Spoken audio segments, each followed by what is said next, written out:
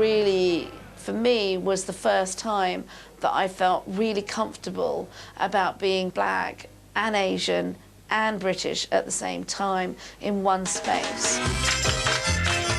The Specials brought it all together. Instead of black and white bands on the same bill, there were black and white musicians in the same band. An informal collective of young musicians, keener on dancing than marching, but just as eager to reject a racist future. Here you had this whole generation of kids, black and white kids, who'd grown up side by side in schools and listening to each other's music. And I mean, two-tone, as far as I'm concerned, was an experiment waiting to happen.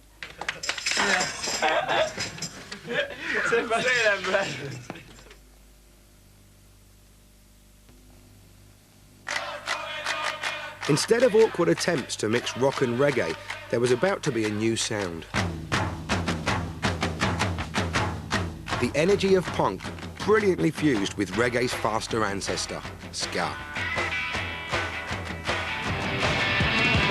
I'm going out tonight. I don't know if I'll be alright. Everyone wants to hurt me. Oh, baby, they're jealousy. The Specials and Two-Tone were born in Coventry because that's where Jerry Dammers lived, harbouring a vision. They emphasise the offbeat like that. Then started slowing down, you got sort of reggae.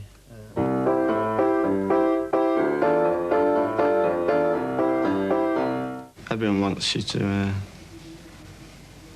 behave in the way they expect you to behave, but we just do what we want, yeah.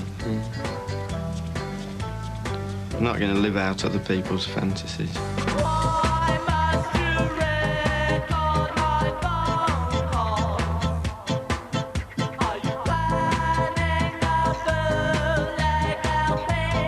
Gangsters was the first Two-Tone single, launching a new look.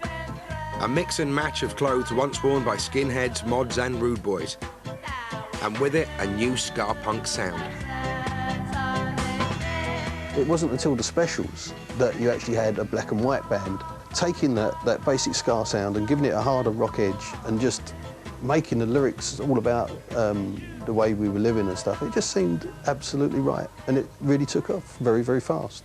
I felt that Coventry was some kind of multicultural haven, perhaps, you know. I've never really been there before, but to me, I felt like, oh, maybe Coventry's the place where black and white do unite, you know, where all this cool music is coming from. You kind of thought, hang on a second, OK, it's, you know, it's black and white suddenly. It is black kids, white kids.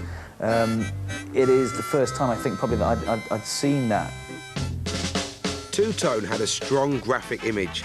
Black and white checks, bold, clear typography, and the figure called Walt Jabsco, drawn by Jerry Dammers as the archetypal rude boy. Better think of your future. Time you straighten right out, creating problems in town.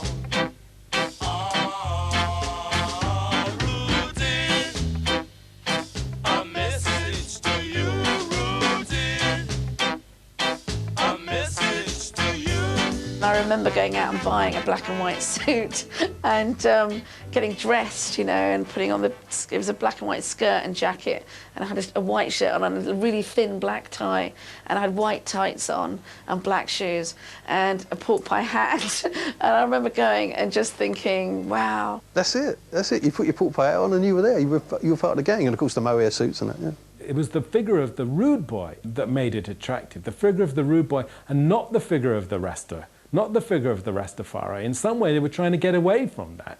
I think it was the figure of the rude boy that had a different glamour, a different cool, a different style, all of that, which made it very much more attractive to a larger, you know, and largely working class white British audience. Buster, he sold the heat with a rock steady beat. The Hope and Anchor, possibly the most important place we came to as youngsters, because it was the best live music venue in the area that we were living in. and where I first saw the Specials. I remember seeing an article about the Specials in Melody Maker and being really shocked immediately by how similar they looked in dress to the way we were dressing at that time, which was unusual, to be wearing suits and hats and all that. And then secondly, when I was reading the article, they seemed to be doing exactly the same kind of music that we were doing, and we felt we were completely in our own world down here, because this was literally the epicenter of me and about 15 people who had started our own, completely own thing, which involved playing ska and reggae and R&B, I mean 60s R&B and all that. And then suddenly an advertisement appeared here in one of the posters that the Specials were performing. And it really was an epiphanal moment. And I remember when the Specials arrived, we were all sort of, you know, it was all a little bit, who are you, mate, and all that. And then the jukebox was the kind of, the catalyst for our first conversation. And yeah, it really is a very clear memory, you know, of meeting them and just realising something was suddenly going on. And then they performed downstairs, probably one of the best gigs I ever saw, certainly one of the most important for me and for the rest of the band, and completely informed us in terms of performance pretty much from there onwards. It was like Neville letting off his gun, people punching holes in the ceiling, and that energy that they had. It's funny, it's like a bit like going back to primary school. You can't actually imagine how popular music concerts could take place in such a small space. But this is where it really happened, yeah. That'd be the drummer and the drum kit there. That'd be about, that's about there, actually. Got 6 other people. Sort of like that, basically. Oi! And after the show, I got talking to Jerry, who came back and stayed at my mum's flat. And it was there that he announced that he was going to start a record label called Two Tone. They asked you if you're all right. You said yes. The Selector had been the title of an instrumental B-side for the Specials' first single. Now a band called The Selector was quickly put together, with Pauline Black as singer.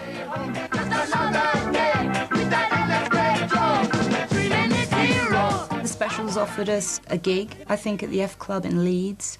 And we turned up and Elvis Costello was there, because he was going to mix their first album.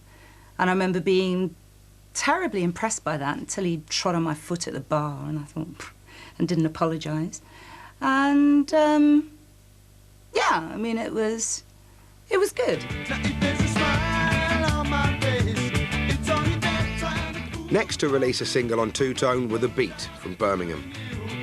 It was all needed, all that music was needed. It was just like, how do you get it out? Because if you go to London, no one's going to want to know. So it was lucky because we got made part of the fashion. When we were put out on Two Tone, we went straight in at number 6 in the charts, and it stuck there for Christmas. And all of a sudden, you know, everybody wanted to be your best friend. Every single record company wanted to sign you because anything that was on Two Tone was the hottest thing. One edition of Top of the Pops in 1979 featured 3 different two-tone bands. I think a real political importance was in them as appearing on the television. You couldn't check out their songs and really not understand what was going on. I walk in a bar and immediately I sense danger. You look at me, girl, as if I was some kind of a total stranger.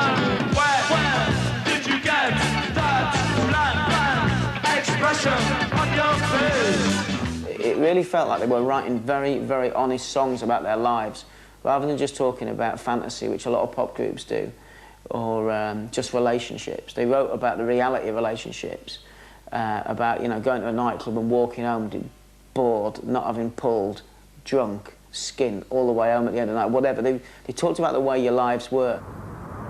The Specials, The Selector and Madness went out together on the first Two-Tone tour. The 3 bands rendezvoused late one night at an M1 service station. We met the rest of the Two-Tone tour at the Blue Ball services. We got our own little bus up to meet them. By the time we got there, there were loads of coppers and there was chaos all over the streets. And rightly or wrongly, I think Lee Thompson, our saxophone player, Neville Staples and Brad all got nicked for something or other. Buster, he's so dirty. I can almost see that it was because this mixture of kids, a lot of black kids,